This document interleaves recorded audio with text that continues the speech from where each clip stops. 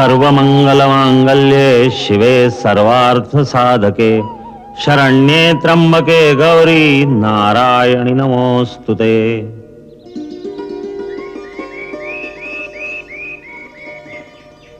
प्रकृति में बहुत से शरीर हैं, जानवरों के, पक्षियों के, जलचरों के, परंतु संसार में सबसे दुर्लभ, सबसे उत्तम शरीर मनुष्य शरीर है, क्योंकि इसके अंदर वो आध्यात्मिक शक्तियां हैं जो किसी दूसरे शरीर में नहीं। आध्यात्मिक और मानसिक शक्ति का यह भंडार हर मनुष्य शरीर में होता है, भले ही वो शरीर ऊंची जाति का हो या नीच जात का हो, किसी रंग या किसी नस्ल का हो, प्रकृति उसमें भेदभाव नहीं करती। इसीलिए हर मानव शरीर को मुक्ति का द्वार कहा जाता है। शरीर के मुख्य केंद्रों में निरंतर इस शक्ति का स्पंदन होता रहता है। जब तक उसे जगाकर अपने काबू में न किया जाए उसका कोई फायदा नहीं, वो बेकार चीज है। वैसे ही जैसे किसी कंजूस के घर भंडार तो भरे हों और वो भूखा बैठा रहे। हर मानव शरीर में इस शक्ति के 7 केंद्र होते हैं जो योगाभ्यास द्वारा जागृत किए जा सकते हैं। मैं तुम्हें अपने शरीर में ये 7 चक्र दिखाता हूं।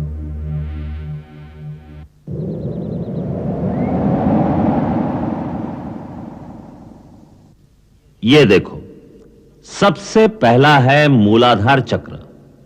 ये इस शक्ति का निवास स्थान है। यहां जिस रूप में यह शक्ति निवास करती है उसे कुंडलिनी भी कहते हैं।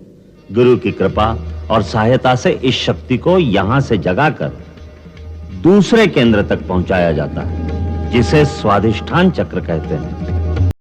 फिर स्वाधिष्ठान चक्र को भेद कर जब यह शक्ति आगे बढ़ती है तो तीसरे केंद्र पर पहुंचती है, जिसे मणिपुर चक्र कहते हैं।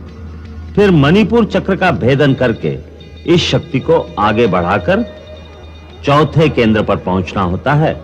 इसे अनाहत चक्र कहते हैं। यहां से विशुद्ध चक्र और फिर यह शक्ति अज्न चक्र को जागृत करती है। अज्न चक्र श्वेत वर्ण और भ्रुकुटी के मध्य में 2 पंखुड़ियों के बीच स्थित होता है। उसका बीज मंत्र है ओम ओम।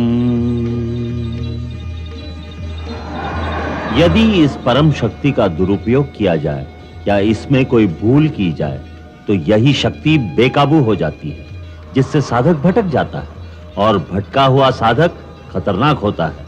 वो इस शक्ति से दूसरों का भी नाश कर सकता है और अंत में यही शक्ति उसका भी नाश कर देती है। इसलिए यह आवश्यक है कि गुरु की आज्ञा और सहायता के बिना यह अभ्यास न किया जाए। जब यह शक्ति जागृत होती है तो सब केंद्रों में ऊर्जा और तेज का एक ऐसा वेग होता है जैसे गंगा का प्रवाह हो। उसका तेज कई सूर्यों की तरह प्रकाशमान होता है। कुंडलिनी जब आगे बढ़ती है तो साधक को चेतना की अलग-अलग परतों का अनुभव होता है, यहां तक कि जब वो छठे चक्र का भेदन करके सहस्रार तक पहुंचती है तो योगी पूर्ण समाधि में लीन हो जाता है, जहां रोशनी ही रोशनी है, प्रकाश ही प्रकाश है। वहां पहुंचकर एक अलौकिक आनंद की अनुभूति होती है, जहां मानव की चेतना आदि और अंत की सीमाओं को पार कर जाती है। वो परम चेतना की परिसीमा है, जहां तीनों काल और समस्त लोक उसके सामने प्रकाशित हो जाते हैं।